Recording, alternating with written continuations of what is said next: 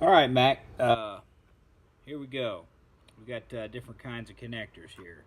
These are spade. Okay, quarter-inch spade connectors. This would be a male, and this would be a female. Okay, some of your fuse boxes come with males sticking up, so you need females to, plug into it or whatever. You'll see that when you buy a fuse box. Some fuse boxes have ring connectors on them, And these here, where's the other one? Would be considered bullet connectors. You got a male, you got a female, okay? And just like so. A lot of people like to pull the plastic off, the blue ugly off, which of course the female bullet you can't, but all the other ones you can. You can pull a little blue plastic off or whatever, and then you just got this. So you can take your wire strippers. I already have this stripped.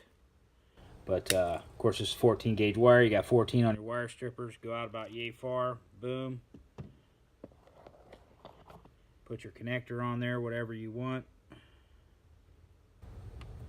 Give it a little twist here. You can do that. A lot of guys like to do that.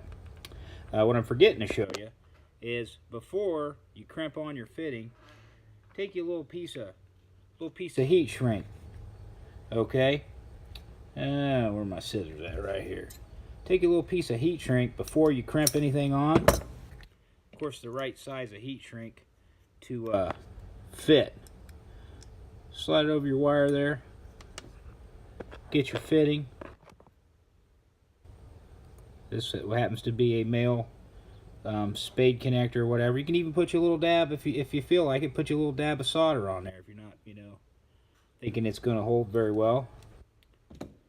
Oh, if I had the crimpers, you can just grab your crimpers. They're color coordinated also. Give it a good squeeze.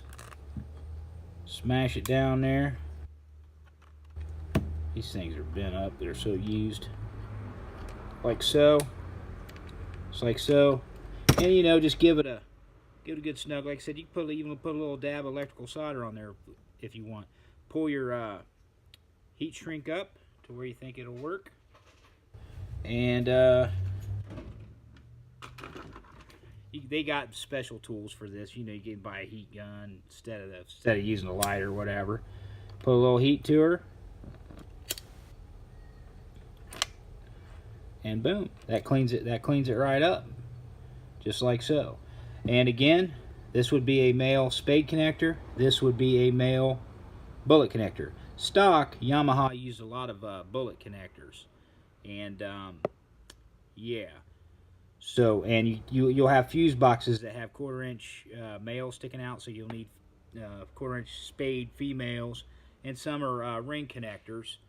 But yeah, that's pretty much your connectors. And you want, when you come out of your headlight, okay, your headlight will have stock wire, wiring that came on it out of it or whatever. Just put your connectors in a location to where they're not obviously out in the open, like under your gas tank or something.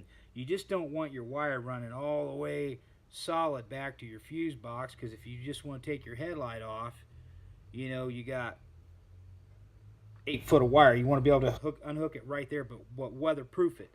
And here's another thing. I like to use a bigger piece of heat shrink. Okay? Say, I hook up my headlight to my wiring harness to my bike. I'll take a piece of this after, I'll put it on one side long enough, and I'll plug it together, then I'll slide it over, and I'll heat shrink the connection together. Because easy, if you ever have to take your headlight off, you can where your connections are. You can just slice a bigger heat shrink and pull it apart, but it's weather tight, weather sealed. Nothing's getting in there. What else was I going to say? Oh, yeah. Like when you go to do, for example, your headlight, okay? You're hot, use a male bullet. Your ground, use a female bullet. The reason I do stuff like that, anybody ever goes to take it off, they can't switch it. You're going to have a male going to the ground of your chassis, and then your female going to your fuse box, so that these wires, some ding dong later can't switch them up. Same way with turning signals. If you got a left, make them opposite of each other, if that makes any difference, so you can't switch them, if that makes any sense. Yeah, so that's pretty much that. And then, like I said, some fuse boxes have ring connectors on them. Okay, So when you go buy your fuse box, just check, see if it's got ring or spade connectors or whatever. And that's pretty much the wiring in a nutshell as far as how I put my connectors together.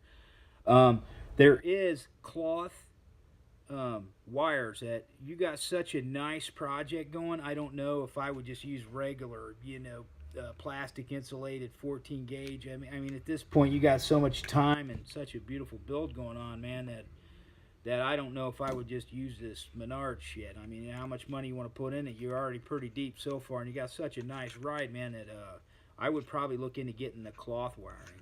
I can send links to it or whatever, but you can get that in about any color, and you're going to need, I wouldn't say, no more than 3 feet of each color or whatever. So, all right, man, I hope this was helpful.